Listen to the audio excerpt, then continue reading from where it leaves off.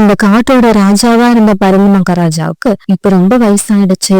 அதனால தனக்கு அடுத்ததா யாரையாவது ராஜாவா நியமிக்கணும்னு பருந்து மகாராஜாவை முடிவு பண்ணாரு. கல்யாணம் பண்ணிக்காமலேயே இதுவரைக்கும் பருந்து மகாராஜா வாழ்ந்ததால இப்ப அடுத்ததா யார ராஜாவா தேர்ந்தெடுக்கிறதுன்னு குழப்பம் வந்துருச்சு.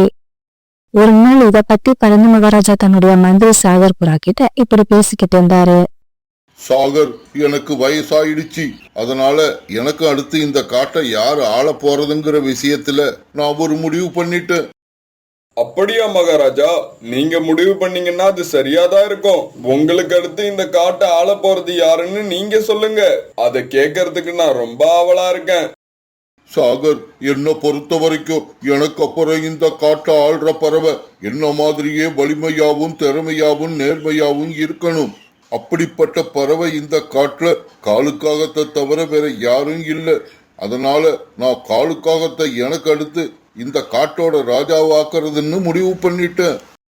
இப்படி பருந்து மகாராஜா சொன்னதை கேட்ட சாகர் புறா அதிர்ச்சி ஆயிடுச்சு. ஏன்னா சாகர் புறாவுக்கு காலுக்காகத்தை பத்தி நல்லாவே தெரியும். காலுக்காக 1ஆம் நம்பர் ஃப்ராடு. அது மட்டும் இல்ல, உலக மகா சோம்பேறி கூட. இப்படிப்பட்ட காலுக்காகத்தை பருந்து மகாராஜா அடுத்ததா ராஜாவா ஆக்க போறது நினைச்சு சாகர் புறா ரொம்பவும் யோசனையில இருந்தது. சாகர், நான் சொன்னதை கேட்டுட்டு நீ யோசிக்கிறத பார்த்தா உன் மனசுல வேற ஏதோ என்ன இருக்குன்னு நினைக்கிறேன். அது என்னன்னு என்கிட்ட சொல்லு. பருந்து மகாராஜா, எனக்கு என்னவோ உங்களுக்கு அப்புறம் இந்த காட்டை ஆள்ற தகுதி இந்த காட்டுல வாழ்ந்துகிட்டு இருக்க சோனா குருவிக்கு மட்டும்தான் இருக்குன்னு நினைக்கிறேன். ஏன்னா அது நேர்மையான குருவி, தவறு செய்ய பயப்படும், அப்புறம் அது புத்திசாலியும் கூட. சாகர், நீ எனக்கு உதவியா எத்தனையோ விஷயங்கள்ல நல்ல நல்ல ஆலோசனைகளை சொல்லி இருக்க. அதே மாதிரி இந்த விஷயத்திலையும் நீ சொன்ன கருத்தை நான் ஏத்துக்கிறேன். இருந்தாலும் காலுக்காகம் சோனா குருவி இவங்க 2 பேர்ல பேராசை இல்லாம நேர்மையான முறையில இந்த காட்டை ஆட்சி செய்ய தகுதியானவங்க யாருன்னு நாம கண்டுபிடிக்கணும். அதுக்கு என்ன செய்யலாம்னு நீயே ஒரு நல்ல யோசனை சொல்லு. பருந்து மகாராஜா, நீங்க சொல்றதும் நல்லதுதான். நீங்க சொன்ன மாதிரியே இவங்க 2 பேர்ல நேர்மையாவும் ஒழுக்கமாவும் பேராசை இல்லாமலும் நம்ம காட்டு ஆளை யாரு தகுதியானவங்கன்னு கண்டுபிடிக்க என்கிட்ட ஒரு யோசனை இருக்கு. இப்படி சொன்ன சாகர் புறா பிறகு தன்னுடைய யோசனைய மகாராஜா கிட்ட எடுத்து சொல்லுச்சு. சாகர், நீ சொன்ன யோசனை எனக்கு ரொம்ப பிடிச்சிருக்கு. நீ சீக்கிரமா போய் காலுக்காகத்தையும் சோனா குருவியையும் அரண்மனைக்கு அழைச்சுக்கிட்டு வா. மீதிய நான் பாத்துக்கிறேன். மகாராஜா இப்படி சொன்னதும் சாகர் புறா சோனா குருவி வீட்டை நோக்கி பறந்து போச்சு. சோனா, உன்னை பருந்து மகாராஜா உடனே அழைச்சுக்கிட்டு வர சொன்னாரு. உனக்கு அவரு ஒரு முக்கியமான வேலை வச்சிருக்காரு. சாகர் அண்ணா, பருந்து மகாராஜாவோட அரண்மனையில எத்தனையோ பேர் இருக்காங்க. அவங்களையெல்லாம் விட்டுட்டு எதுக்காக எனக்கு இந்த வேலையை கொடுக்கணும்? சோனா, உன்னோட கேள்விக்கு என்கிட்ட பதில் கிடையாது. நீ சீக்கிரமா போய் பருந்து மகாராஜாவை பாரு. இப்படி சொன்ன சாகர் புறா பிறகு காலுக்காகத்தை பார்க்க பறந்து போச்சு. ராஜா, ராஜா, இனிமே இந்த காட்டுக்கு நான் தான் ராஜா. பருந்து மகாராஜாவே சொல்லிட்டாரு, நான் தான் ராஜா, நான் தான் ராஜா. சாகர் புறா காலுக்காகத்தோட வீட்டுக்கு போகும்போது தூங்கிக்கிட்டு இருந்த காலுக்காகவும் ஏதோ கனவு கண்டு இந்த மாதிரி கத்திக்கிட்டு இருந்தது. காலு, என்ன இவ்வளவு நேரம் தூங்கிக்கிட்டு இருக்க? சீக்கிரம் எழுந்துரு, ஒரு முக்கியமான விஷயம். சாகர் புறா இப்படி சொன்ன உடனே தூக்கம் கலைஞ்சு காலுக்காக உடனே எழுந்திரிச்சு உட்கார்ந்தது. சாகர், நான் இந்த காட்டுக்கே ராஜாவாகிற மாதிரி ஒரு அருமையான கனவு கண்டுகிட்டு இருந்தேன். நீ வந்து என்னை எழுப்பி விட்டு அதை கெடுத்துட்ட. ஆமா, என்ன விஷயமா நீ என் வீட்டுக்கு வந்த? காலு, உன்னை பருந்து மகாராஜா உடனே அரண்மனைக்கு அழைச்சிக்கிட்டு வர சொல்லியிருக்காரு. உனக்கு ஒரு முக்கியமான வேலை இருக்கான். என்னது, பருந்து மகாராஜா என்ன அரண்மனைக்கு அழைச்சிக்கிட்டு வர சொன்னாரா? அப்படின்னா கண்டிப்பா நான் தான் இந்த காட்டோட அடுத்த ராஜான்னு நினைக்கிறேன். அதை சொல்றதுக்கு தான் பருந்து மகாராஜா என்ன அழைச்சிக்கிட்டு வர சொல்லியிருக்காரு. என்னோட கனவு பலிக்க போகுது, என்னோட கனவு பலிக்க போகுது. காலு, பகல் கனவு என்னைக்குமே பலிக்காது. சீக்கிரமா அரண்மனைக்கு போய் பருந்து மகாராஜா எதுக்காக கூட்டாங்கன்னு பாரு. இப்படி சொல்லிட்டு சாகர் புறா அங்கிருந்து பறந்து போயிடுச்சு. பிறகு கொஞ்ச நேரத்துல சோனா குருவியும் காலுக்காகவும் அரண்மனைக்கு வந்து சேர்ந்துட்டாங்க. சோனா, நான் இப்போ உனக்கு ஒரு தங்க நெக்லஸ் கொடுப்பேன். நீ அந்த நெக்லஸை எடுத்துக்கிட்டு நம்ம காட்டோட கடைசி பகுதிக்கு போனா அங்க ஒரு வயதான குருவி ஒண்ணு வாழ்ந்துகிட்டு இருக்கும். இந்த நெக்லஸை அந்த குருவி கிட்ட கொடுத்துட்டு நீ திரும்பி வரணும். இதுதான் உனக்கு நான் கொடுக்கிற வேலை. பரந்து மகாராஜா, அந்த வயதான பறவைக்கு இந்த நெக்லஸ் எதுக்காக கொடுக்குறீங்கன்னு நான் தெரிஞ்சுக்கலாமா? சோனா, நம்ம காட்டுலயே அதிக வயதான பறவைகள் 2 பேர் தான் இருக்காங்க. அவங்க 2 பேரையும் நான் கௌரவப்படுத்த ஆசைப்படுறேன். அதனாலதான் இந்த தங்க நெக்லஸ் அவங்களுக்கு பரிசா கொடுக்க நினைச்சேன். பரந்து மகாராஜா, நீங்க சொல்றத கேட்கும் போது எனக்கு ரொம்ப சந்தோஷமா இருக்கு. நீங்க இந்த நெக்லஸ கொடுங்க, நான் இப்பவே அதை எடுத்துக்கிட்டு போறேன். சோனா குருவி இப்படி கேட்டாது பரந்து மகாராஜா ஒரு தங்க நெக்லஸ் எடுத்து சோனா குருவி கிட்ட கொடுத்தாரு. அந்த தங்க நெக்லஸ் வாங்கின சோனா குருவி உடனே அங்கிருந்து பறந்து போயிடுச்சு. பருந்து மகாராஜா, இவ்வளவு விலை உயர்ந்த நெக்லஸ் அந்த சோனா குருவியை நம்பி கொடுத்து அனுப்புறது தப்பு. அந்த நெக்லஸை எல்லாம் என்ன மாதிரி நேர்மையான சுறுசுறுப்பான புத்திசாலியான பறவை கிட்ட கொடுத்து அனுப்பணும். காலு, கவலைப்படாத, உனக்கும் அதே மாதிரி ஒரு முக்கியமான வேலை ஒண்ணு வச்சிருக்கேன். இப்படி சொன்ன பரந்து மகாராஜா பிறகு விலை உயர்ந்த தங்க நெக்லஸ் ஒண்ணு காலுக்காகத்துக்கிட்ட கொடுத்தாரு. காலு, நீ இந்த நெக்லஸை எடுத்துக்கிட்டு நம்ம காட்டுல உள்ள பால் அடைஞ்ச கிணறு பக்கம் போ. அங்க உள்ள மரத்துல ஒரு வயதான காகம் ஒண்ணு கூடு கட்டி வாழ்ந்துகிட்டு இருக்கும். அதுகிட்ட இந்த நெக்லஸை கொடுத்துட்டு வந்துரு. அதுதான் உன்னோட வேலை. பருந்து மகாராஜா, நான் சொல்றேன்னு தப்பா நினைக்காதீங்க. இவ்வளவு விலை உயர்ந்த நெக்லஸ இந்த பொருளோட மதிப்பு தெரியாத வயதான காகத்துக்கிட்ட எதுக்காக கொடுக்கணும்? பேசாம அதுக்கும் பதிலா இந்த பொருளோட மதிப்பு தெரிஞ்ச என்ன மாதிரி வாலிப பறவை கிட்ட கொடுத்தா அதை சந்தோஷமா வாங்கிப்பாங்க, உங்களையும் பாராட்டுவாங்க. காலு, நீ எனக்கு எந்த ஆலோசனையும் சொல்ல வேண்டாம். நான் சொன்ன வேலையை கரெக்டா செஞ்சு முடி, அவ்வளவுதான். கோவப்படாதீங்க பருந்து மகாராஜா, நீங்க சொல்ற மாதிரியே செஞ்சு முடிக்கிறேன். இப்படி சொன்ன காலுக்காக அந்த தங்க நெக்லஸ் எடுத்துக்கிட்டு அங்க இருந்து பறந்து போச்சு. சோனா குருவி நெக்லஸ் எடுத்துக்கிட்டு பறந்து போற வழியில ஒரு பறவை நிறைய நெக்லஸ வச்சுக்கிட்டு வியாபாரம் பண்ணிக்கிட்டு இருந்துச்சு. அந்த பறவை சோனா குருவி ஒரு நெக்லஸ் எடுத்துட்டு போறத பார்த்த உடனே இப்படி பேச ஆரம்பிச்சது. குருவி குருவி, இங்க வா, உன்கிட்ட ஒரு முக்கியமான விஷயம் பேசணும். உடனே சோனா குருவி அந்த பறவையை நோக்கி பறந்து போச்சு. சொல்லுங்க வியாபாரி, எதுக்காக என்ன கூப்பிட்டீங்க? குருவி, நீ வச்சிருக்கிற இந்த நெக்லஸ் ரொம்ப விலை மதிப்பு அதிகமானது. அந்த நெக்லஸை என்கிட்ட கொடுத்துடு, நான் உனக்கு அதுக்கு பதிலா நிறைய பொற்காசுகள் கொடுப்பேன். ஐயா வியாபாரி, நான் இந்த நெக்லஸ வேற யாருக்கும் கொடுக்க முடியாது. மகாராஜாவோட கட்டளைப்படி இந்த காட்டோட கடைசி பகுதியில இருக்க ஒரு வயதான பறவைக்கு இந்த நெக்லஸ கொடுக்கறதுக்காக நான் எடுத்துட்டு போறேன். குருவி, நீ எதை நினைச்சும் கவலைப்பட வேண்டாம். என்கிட்ட இதே மாதிரி ஒரு போலி நெக்லஸ் இருக்கு, அதை உனக்கு கொடுக்குறேன். நீ அதை கொண்டு போய் அந்த வயதான பறவை கிட்ட கொடுத்துடு. நீ அப்படி செஞ்சா ராஜாவோட கட்டளையை நிறைவேற்றுற மாதிரியும் ஆச்சு, உனக்கு நிறைய பொற்காசுகள் கிடைச்ச மாதிரியும் ஆச்சு. ஐயா வியாபாரி, என்ன மன்னிக்கணும். நான் என்னைக்குமே எந்த சூழ்நிலையும் பேராசப்பட்டது கிடையாது. நான் எப்பவுமே நேர்மையா நடந்துக்கதான் ஆசைப்படுவேன். இப்பவும் அப்படிதான் நடந்துப்பேன். இப்படி சொல்லிட்டு சோனா குருவி அந்த நெக்லஸ் எடுத்துக்கிட்டு அங்க வந்து பறந்து போயிடுச்சு. இப்படி பறந்து போன சோனா குருவி அந்த காட்டோட கடைசி பகுதியில இருந்த வயதான பறவையை கண்டுபிடிச்சு அவங்க வீட்டுக்கு போயிடுச்சு. அம்மா, நம்ம காட்டோட அரசர் பரந்து மகாராஜா இந்த தங்க நெக்லஸ் உங்களுக்கு பரிசா கொடுத்துட்டு வர சொன்னாரு. சோனா குருவி சொன்னதை கேட்ட அந்த வயதான பறவை ரொம்பவும் சந்தோஷப்பட்டுச்சு. பருந்து மகாராஜா வயதான பறவைகள் மேல ரொம்பவும் மதிப்பும் மரியாதையும் வச்சிருக்காரு. அவர் இப்ப தனக்கு ஒரு வாரிசை தேர்ந்தெடுக்க போறாருன்னு கேள்விப்பட்ட. அவருக்கு அப்புறம் ராஜாவா வர்ற அந்த பறவையும் இவரை மாதிரியே நல்ல எண்ணம் கொண்ட பறவையா இருக்கணும்னு நான் அந்த கடவுளை வேண்டிக்கிறேன். இந்த சமயத்துல நெக்லஸ் வியாபாரம் பண்ணிக்கிட்டு இருந்த அந்த பறவை அந்த வழியா பறந்து போன காலுக்காகத்தையும் கூப்பிட ஆரம்பிச்சது. உடனே காலுக்காக அந்த பறவை கிட்ட போய் உட்கார்ந்தது. ஐயா வியாபாரியே, நீங்க வச்சிருக்க நெக்லஸ் எல்லாம் தங்க நெக்லஸா? எல்லாத்தையும் பார்க்க தங்க மாதிரியே இருக்கு. இல்ல, இதெல்லாம் தங்க நெக்லஸ் கிடையாது. என்கிட்ட இருக்கிறது எல்லாமே போலியானது, ஆனா பாக்கறதுக்கு தங்க மாதிரியே இருக்கும். அப்புறம் நீ வச்சிருக்கிற நெக்லஸ் ஒரிஜினல் தங்க நெக்லஸ். இதோட விலை மதிப்பு ரொம்பவும் அதிகம். அப்படியா? ஆமா, நீ விருப்பப்பட்டினா உன்கிட்ட உள்ள தங்க நெக்லஸை என்கிட்ட கொடுத்துரு. அதுக்கு பதிலா நான் நிறைய பொற்காசுகள் கொடுப்பேன். அது மட்டும் இல்ல, இந்த தங்க நெக்லஸ் மாதிரியே ஒரு போலியான நெக்லஸையும் உனக்கு கொடுப்பேன். ஐயா வியாபாரி, எனக்கு ஒரு சந்தேகம். நீங்க கொடுக்கிற போலியான நெக்லஸ இது போலியானதுன்னு யாராவது கண்டுபிடிச்சிட்டா என்ன பண்றது? காகமே, நீ அதை நினைச்சு கவலைப்பட தேவையே இல்ல. இப்படி சொன்ன அந்த வியாபாரி பிறகு போலியான நெக்லஸ் எடுத்து காலுக்காகத்துக்கிட்ட கொடுத்துச்சு. அந்த நெக்லஸ் அசல் காலுக்காக வச்சிருந்த தங்க நெக்லஸ் மாதிரியே இருந்தது. இந்த நெக்லஸ பார்த்தா நான் வச்சிருக்க தங்க நெக்லஸ் மாதிரியே இருக்கு. நீங்க சொன்ன மாதிரி யாராலையும் எது போலி எது ஒரிஜினல்னு கண்டுபிடிக்கவே முடியாது. ஆமா, அதனால தான் சொல்றேன், நீ வச்சிருக்க தங்க நெக்லஸை என்கிட்ட கொடுத்துட்டு பொற்காசுகளை வாங்கிக்கிட்டு போ. கூடவே இந்த போலியான நெக்லஸையும் எடுத்துக்கிட்டு போ. இந்த தங்க நெக்லஸை யாருக்கிட்ட கொடுக்கணுமோ அவங்க கிட்ட கொடுத்துரு. அந்த வியாபாரியோட பேச்ச கேட்ட காலுக்காகத்தோட மனசுல இப்ப பேராசை தலை தூக்க ஆரம்பிச்சிருச்சு.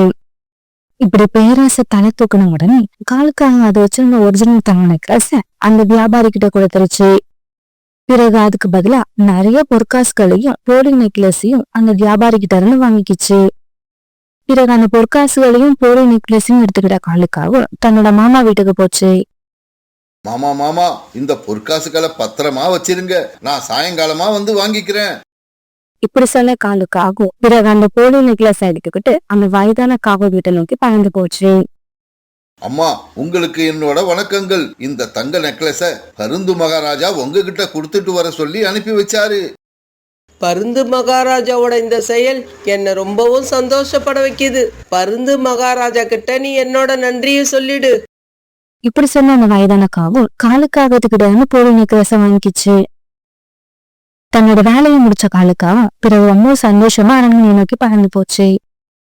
காலுக்காவும் அரண்மனைக்கு போய் சேர்ந்தப்ப அங்க சோனா குருவி, அந்த வயதான பறவை, அப்புறம் அந்த வயதான காகும் இப்படி எல்லாருமே அங்க இருந்தாங்க. அந்த வயதான காகத்தை பார்த்த காலுக்காகத்துக்கு இப்ப லேசா பயம் வந்துருச்சு. உடனே தன்னோட முகத்தை வேற பக்கம் திருப்பிக்குச்சு. காலுக்காகமே, நான் நடத்தின பரீட்சையில நீ தோத்து போயிட்ட. உன்னோட பேராச குணத்தால இந்த காட்டுக்கு ராஜாவா ஆக வேண்டிய வாய்ப்பை நீ இழந்துட்ட. இப்படி சொல்ல ஆரம்பிச்ச பரந்த மகாராஜா நடந்த எல்லாத்தையும் காலுக்காகத்துக்கிட்ட தெளிவா எடுத்து சொன்னாரு. சோனா, சாகர் சொன்ன மாதிரி உண்மையிலேயே நேர்மையான ஒரு புத்திசாலியான குருவி இந்த காட்டிலேயே நீ மட்டும்தான். உன்னோட மனசுல யாரும் பேராசைய தூண்ட முடியாது. உன்ன மாதிரி ஒரு குருவி இந்த காட்டுக்கு ராணியா வர இந்த காட்டுல உள்ள எல்லா பறவைகளும் கொடுத்து வச்சிருக்கணும். இப்படி சொன்ன பரந்த மகாராஜா பிறகு சோனா குருவி அந்த காட்டுக்கு ராணியாக்கிட்டாரு. இதெல்லாம் பார்த்த காலுக்காக கண்ணீர் விட்டு அழுதுச்சு. மகாராஜா, நீங்க செஞ்சது பெரிய தப்பு. இந்த தங்க நெக்லஸை என்கிட்ட கொடுத்து அனுப்புனப்பவே இது நான் உனக்கு வைக்கிற பரிச்சன்னு என்கிட்ட நீங்க தெளிவா சொல்லி இருந்தா நான் நேர்மையாவே நடந்திருப்பேன். இந்த மாதிரி ஃப்ராடு பண்ணி உங்ககிட்ட மாட்டி இருக்க மாட்டேன். ஏய் காகமே, நீ ராஜாவாக வேண்டிய வாய்ப்பை இழந்தது மட்டும் இல்ல, நீ செஞ்ச தவறுக்காக இப்ப தண்டனையும் அனுபவிக்க போற. இப்படி சொன்ன பயந்த மகாராஜா பிறகு காலுக்காகத்தை சிறையில அடைக்க உத்தரவிட்டாரு. இப்படி சிறையில அடைப்பட்ட காலுக்காவும் தான் செஞ்ச தவறு நினைச்சு அழுதுகிட்டே இருந்தது. இதே சமயம் அந்த காட்டுக்கு ராணியான சோனா குருவி நேர்மையாவும் நியாயமாவும் ஆட்சி நடத்தி அந்த காட்டுல இருந்த எல்லா பறவைகளையும் நிம்மதியாவும் சந்தோஷமாவும் வச்சிருந்தது.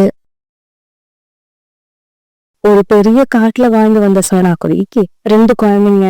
அதுல பெண் குழந்தை பேரு பியூட்டி, ஆண் குழந்தை பேரு குக்கு. 2 பேருமே ரொம்ப நல்ல குழந்தைங்க தான். ஆனா இவங்களுக்குள்ள ஒரு வித்தியாசம் இருந்தது.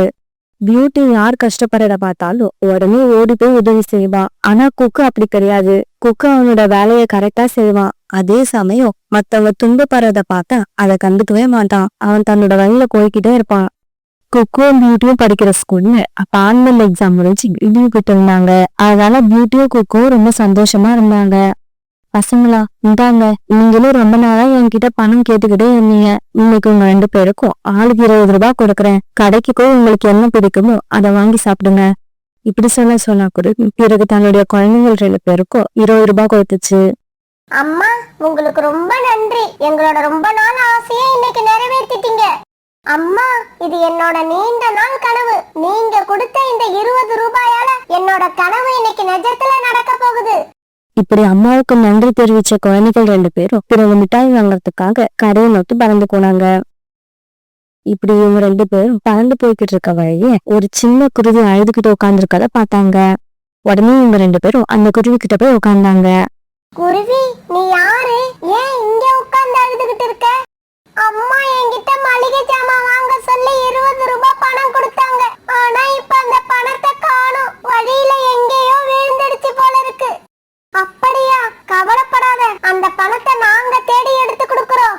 பிறகு அந்த சின்ன குருவியை கூப்பிட்டுக்கிட்டு பியூட்டியும் கொக்கும் அந்த குருவி பறந்து வந்த வழியெல்லாம் தேடிக்கிட்டே போனாங்க. இவங்க ரொம்ப நேரமா தேடியும் அந்த பணம் எங்கேயும் கிடைக்கவே இல்லை. இதுக்கப்புறம் அந்த பணம் கிடைக்காதுன்னு முடிவு பண்ண எல்லாரும் ஒரு மரத்து மேல வந்து உட்கார்ந்தாங்க. குருவி, உன்னோட பேர் என்ன? என்னோட பேர் சிச்சு. இப்ப பணம் கிடைக்கலையே, என்ன பண்றது?